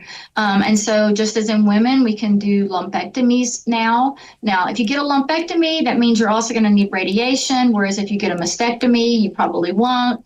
But certainly that would be an option where you might be able to preserve your nipple and not have that gone and have that scar. You'll still have a scar, but maybe it'll look a little better. It'll look a little more natural to you. So much of the treatment is very similar to women's treatments. As far as support groups, I'll be honest with you, I don't think that there's a great number of support groups out there just because it's such a small group of people, relatively speaking. They did a study in Korea looking at the breast cancer registry, and they looked at about a 10-year period. And in that time, there were 113,000 women with breast cancer, or total people with breast cancer, but only about 475 of those were men in that whole 10-year period. So it's not a big group. I suspect, though, that in this day of social media, I bet that there are groups out there for men. I suspect that if you look on the internet, you can find them. Unfortunately, I don't know of specific ones. Right. Well, I feel that this issue is so important because, once again, there's ample resources, lots of information out there for women. However, some men might feel kind of embarrassed or, hesitant to seek help after maybe, feeling, for those lumps in the breast area. So how can we encourage men to at least do a self-check? And then if there is an issue and you say it's probably not cancer or it's not always cancerous, but still get checked out by a medical professional? In this day of social media, we're much more open. We talk about our personal lives and share secrets that in the past we didn't. There was certainly an era when women did not tell anyone that they had breast cancer. It was very shameful. And, fortunately, we've moved way past that. So I hope that men, can view it the same way. You're a human being. We all have body parts. Sometimes things go wrong. We should get them checked out. But I think that social support is super important, whether that's family, friends, caring about the person, saying, hey, I'm worried about you. Why don't you go get this checked? Maybe it's nothing, but get it checked. I just think that if someone tells you or says with love that they think you should do something, I think you're more likely to do it. That's a great idea. I have a question for you from one of our listeners, Leslie. And I know you touched upon this about the whole family history, the genetic side, but she asks, what about genetics? For example, if a male has a mom or grandmother who has breast cancer, are men at high of a risk or higher risk than women who might have a family history of breast cancer? So if you're a man and your mother or grandmother had breast cancer, yes, you should be concerned that you could be carrying a breast cancer gene. Now the thing is that we've discovered so far there's about 12 to 14 genes that we now know probably play a role in breast cancer. So sometimes even when we see many women in the family who've had breast cancer and we test them, we don't find a gene that we know, but it's probably because we haven't found that gene yet. Okay. So you are at increased risk if there are a lot of women in your family who've had breast cancer as a man. And for a final wrap-up question for you today, Dr. Silva, and thank you so much for answering that question. How can family and friends support a man who is diagnosed with breast cancer? Because number one, it's extremely rare. And number two, they might be embarrassed to share that information. But let's say that they're, able to do so. How can we be supportive of that man? I think that, just reaching out to people, you don't have to say anything about their cancer. You don't have to understand their cancer, but just reaching out to people saying, hey, I was thinking about you today. How are you doing? Offering to get people to their doctor's appointments. It's time consuming when you're in breast cancer treatment. There are multiple doctor's appointments, doctor visits, x-rays, lab work, chemotherapy, daily radiation, offering to help people to get to those treatments. And then also when they finish their treatment, encouraging people to continue to get their checkups. Once you've had breast cancer, it's a lifetime disease. And hopefully you're in a group of people where it's never going to come back. Yes. But you still have to come see your doctor every year. And it's surprising, even among women where it's much more common, how many of them after that final, first part of fear is over and they think I'm free and I finished all my treatment, they stop coming for their checkups. Oh. That's not the right thing to do. So encouraging people to keep up with their checkups, say, hey, is it about the time of the year when you should go see your doctor? Yes. I think those are all play a big role. So this actually, of course, is across the board for anybody who might have breast cancer, whether you're a man or a woman. So thank you so much for this really valuable information as we try to spread the word about awareness about breast cancer, but especially for men this time around. Thank you, doctor. Absolutely. Thank you. Appreciate it. Have a nice day. You too. This was Dr. Colleen Silva, and we talked about male breast cancer awareness. Yes, it is quite rare, but you always have to think, but what if I am one of the few, or someone I love is one of the few? So, regular checkups, follow-up visits, having a good support system, I think that is going to be invaluable if anybody comes down with it, of course. So this was our special interview. We're going to take a short song break. This is A Love Recipe by Komi and Bobby Kim, a song request by Benny. 어떤 사람을 만나는 거니 물을 때 좋은 사람을 만나게 된 거지 대답해 자랑하고픈 다 말을 하고픈 기분에 친구들을 모아 몇 시간을 떠들기만 해 내 사랑은 너 그래 바로 너 Oh baby baby love love love Oh baby baby love love love 눈을 감아도 느껴지는 너 Oh baby baby love love love Oh baby baby love love love 하루에도 12번 보고 싶다고 하면 내 전화기를 바쁘게 하는 너 나를 사랑해줘서 Thank you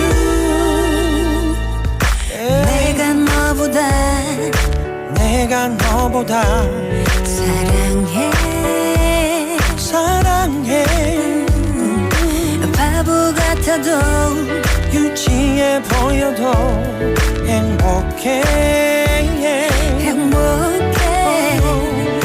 전부 주고픈 다 해주고 싶은 마음에 적어놓은 것들 언제 다 해주나 걱정돼 내 사랑은 너 그래 바로 너 Oh baby baby love love love Oh baby baby love love love 눈을 감아도 느껴지는 너 Oh baby baby love love love Oh baby baby love love love 하루에도 12번 보고 싶다고 하면 내 전화기를 바쁘게 하는 너 나를 사랑해줘서 Thank you 내 왼쪽에 내 오른쪽에 영원히 두고 싶은 건 너야 I need you I want you I want you 언제까지나 in my heart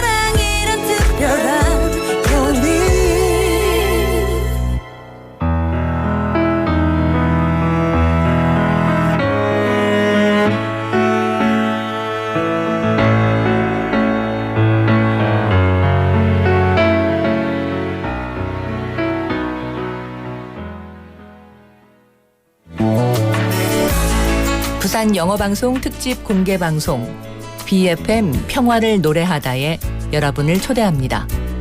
BEFM invites you to a special live broadcast, BEFM Singing for Peace. In celebration of UN Week, BEFM hosts and special guests will come together to present a peace concert. Koreans' favorite R&B singer Kim Jo-han, a singer and Myanmar refugee Wan Yi-hwa, sharing her songs of hope. Indie singer from the UK, Encore, a globally loved trio of Korean traditional musicians, Ipul. Join us for this extraordinary concert, celebrating peace on Friday, November the 1st at 4 p.m. at APEC Nurimaru House. For more details, please visit the BEFM website at www.befm.or.kr.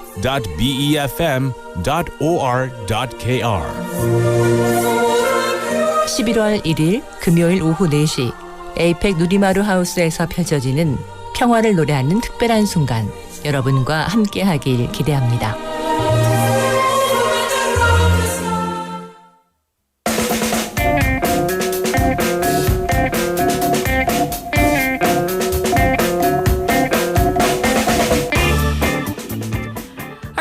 It's time to say hi to Bonnie for the help. Good morning. Hey, so before we dive into our segment, before I forget, I want to tell our waivers out there. You heard that spot regarding the World Peace Forum and the BFM Peace Concert. That's this Friday, and you can go to our homepage or website to check it out. And also, you can register to come in person. So I will be there along with a host of other people. So I hope to see you there. Now, let's dive into the help. What do you have for us? Hello. Yes. Okay, so today we're going to be talking about something that many people might not have heard of before, and this is your vagus nerve. Have you heard of this? The vagus nerve. So I had to look it up for our listeners in Korean. It's 미주신경, but I don't know what it is. I'll be honest. This vagus nerve, this is kind of like your secret weapon to optimal health. I know we talk a lot about how we can stimulate things to be able to have a nice relaxed nervous system. So this is your key here. And the vagus nerve, it's the main nerve in the parasympathetic nervous system. And I talk about this system a lot because it's your rest and digest. So it's the system that controls your immune system, your heart rate, your digestion, things that you cannot control yourself. Sure. Obviously really important systems. And the vagal nerve, it sends signals between your brain, your heart, and your digestive system. So really important. And we've talked about this, your fight or flight response. I'm sure you've heard of this, right? So this is the system that keeps us safe, keeps us alert, but your mind doesn't know the difference between if you are in real danger or like if you encounter a bear or a tiger in the woods, right? That's real danger. Yeah. But also when you are at work and you have a deadline and you're really stressed, or maybe you are sitting in traffic and you are have a little anxiety, your brain doesn't know the difference. So either way, they're high stress situations. Okay. And either way, you're excreting a lot of stress hormones into your body, right? So cortisol, all those things that are not healthy for you, especially if you're executing them a lot throughout your day. So with all these stress hormones firing off in your body, all the negative effects that can happen, you do have control over, though, how you can stop that, how you can relax your system, relax your body, calm your mind down, in turn, putting a stop to those stress hormones going through your body. Ooh, so I'm curious. You're gonna actually help us do this later on. Yes. But we need more information. Yes. So this vagus nerve also has a myriad of other functions that it's responsible for. So it regulates your heartbeat. It supports, like I said, your digestion. It helps you breathe, controls your breathing patterns. Very important. Yes. Helps your reflex actions. So such as coughing, swallowing, vomiting, which are important for you. Those things keep you alive in case something is stuck in your throat. Your gut-brain connection. So it communicates between your gut and your brain. So this influences your emotions and your mood. Ooh. So if you have high vagal tone, which means a healthy vagus nerve, you're going to be able to control that mood, and have a happier more positive emotions. If you have low vagal tone, which means an unhealthy vagus nerve, maybe you'll have irregular emotions and maybe a harder time controlling them. This is important. Yeah, and throughout the day, maybe you have something bad that happens, stressful that happens to you in the morning. Sure. Maybe at nighttime, you're still thinking about that situation. You can't sleep at night. I know people like that. Yeah, this might be related to your vagus nerve. This helps you control high vagal tone, helps you to be able to control those emotions and maybe let that go early. So after that situation is done, you don't think about it again and you have a restful rest of the day. Also, it helps for your inflammatory response. So your vagus nerves help to regulate that immune system, like I said, and so it inhibits inflammation in the body, which we know inflammation in the body can cause a lot of different kind of health problems and chronic disease. Yes. So if you have an unhealthy or low vagal tone, there's a lot of different things that can happen in your body. So an unhealthy one can cause things like acid reflux, abdominal pain, wheezing, loss of appetite, nausea, vomiting, dizziness, and fainting. Fainting? Yeah. Even. And I actually bring this to you guys because I have a really close friend whose father just had a fainting episode. And this is actually, he's had multiple of these. Right. And they said it was related to his vagus nerve. Really? Yeah. So when you're older in age and you could be driving a car, you could be going across the street, walking across the street. Fainting spells can be pretty, dire and have really negative effects or be very dangerous for people. Yes. So this is something you want to keep healthy in your body. So, by the way, people are commenting like, "Oh, you always bring something so unique."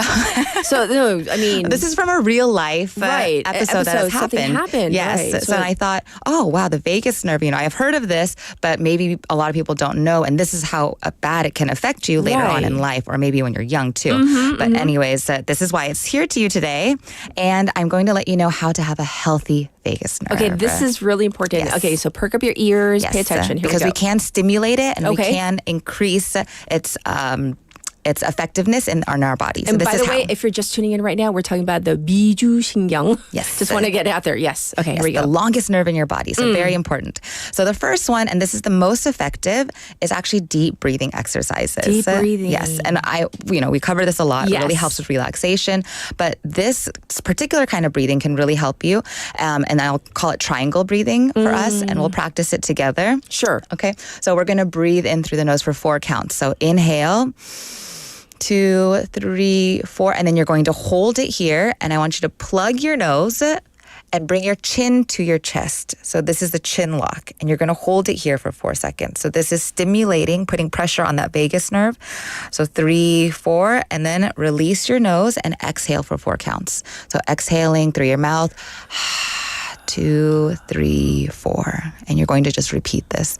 So that chin lock, bringing that chin down and plugging your nose, that's going to put pressure on that vagus nerve right here. That's in your throat. It goes along, downside, both sides of your throat. So that's going to help stimulate that vagus nerve. Yes. Something else that is important, cold exposure. And I know this has been trending here or there. So in the morning when you wash your face, splash cold water onto your face, or maybe take a brief cold shower. Sure. This will stimulate that vagus nerve right away. Ooh. That's doable. I love this one. Laughter and joy actually stimulate it. So, really? Yeah. I mean, of course, it's like a no-brainer. Laughter helps bring your emotions up. Sure. But this actually helps stimulate that vagus nerve and keep it healthy as well. Oh, and that's so good. Tongue or throat exercises, and this includes singing or humming or chewing, because that vagus nerve is connected with those vocal cords as well. Yeah. So a low humming tone, like and if you guys weavers out there, if you put your fingers on your throat and actually hum low vibrating sound, you can feel your throat vibrating, right? That is also stimulating those nerves in there. So all doable. Yeah, and you can do this in the car. You can do this anywhere. In the shower. So that cold shower. Cold shower and Yes, exactly. So these are really easy things you can do. So other things, of course, like meditation, physical activity, keeping that body really healthy, a healthy diet, especially a diet that is rich in omega-3 fatty acids, probiotics, fiber. This is all going to give you really healthy gut health. Yes, yes. So this is linked to the vagus nerve function. So this is great for you as well. Okay. mindful eating slowly, not eating too fast. With the screen off. Yes. No, because like that's how like we get into like, you know, like overeating sometimes. It's like if you have like you're watching TV or you're looking at your phone, it's like you're not really thinking about like how many times you've you're like shoving what it you're in. eating, how much you're eating, how Exactly. slowly you are eating. So I know we have really fast lunch breaks, some of us. Yes. But please take those lunch breaks slowly. If you can cut Seriously, out something that you're doing, like getting that coffee, slow, lots of chewing, intentional, mindful eating. Yes. Of course, adequate sleep as well. Prioritize quality sleep. Yeah, a lot of these things, you know, they coincide with a lot of other things that I've talked about. Yes. But these things also will help keep your vagus nerve, get you a high vagal tone. And this will in turn keep all of those systems functioning in your body in a very optimal way. But, you know, I like this because we're talking about something that we probably, most of us, maybe minus Dr. Liu, you know, have never really thought about or heard about even. But it's something that's so important. Yes. And all the things that you said are doable things. Oh, yes. You don't need to go to like a medical practitioner to do this. Like all of these methods I got off the clevelandclinic.org. But also there are medical tests that you can take to see if you do have a high functioning vagal nerve or not. So you can, if you suffer from any of the things that I talked about, like wheezing, loss of appetite, dizziness, or fainting spells, go ahead. Yeah, get checked out. There's a way that you can check if you have a really healthy vagus nerve or not. And if not, you can try practicing all of these things at home. And the deep breathing method, I want to say too, a lot of us normal people take maybe 10 to 14 breaths in a minute. Okay. Try to take 6. 6? Yes. So aim for 6 breaths per minute. So nice and slow down. breathing. Yeah. Mindful breathing. You can do this in the car as well. Yes. Yeah. Well, thank you so much for bringing us something that we can really apply to our lives. Yes, and I hope so. Stay healthy. We'll check in with you next week. Thank you, Bonnie. Thank you. Bye-bye. Yes. Bonnie always bringing us the best topics, things that we can really try in real life. And who was it saying, are anybody still doing the eye tapping? I think it was Benny mentioning people are really tuning into everything you say. So thank you for that. All right. Well, today we talked about the vagus nerve. We talked about male breast cancer awareness as well. And yes, today also happens to be the 2nd anniversary of what happened in Itaewon. So today, just, you know, hug your loved ones a little tighter. Give everybody a call who needs calling. And I wish you a wonderful day. And we're going to end it with this one. 남자 이야기. This is by Honey Family as requested by Taejin. So have a good one, everybody. Bye-bye.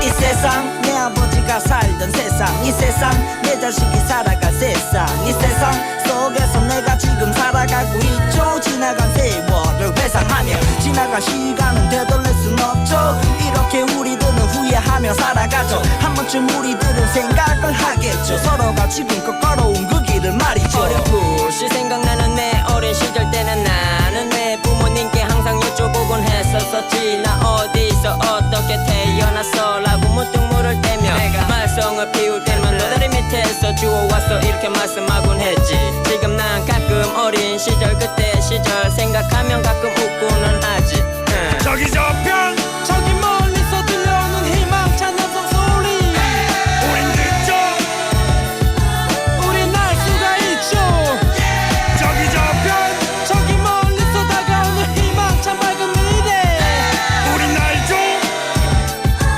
우린 느낄 수 있죠 나의 부모님 주는 사랑만을 고집하셨지 이 못난 아들내미 친구 못지않게 살게 하려 없는 살림에서도 주머니 땀집도 꺼내주시고 나셨지 비참했던 학창시절 나 배자가 되어 보내고 세상 첫 발내미는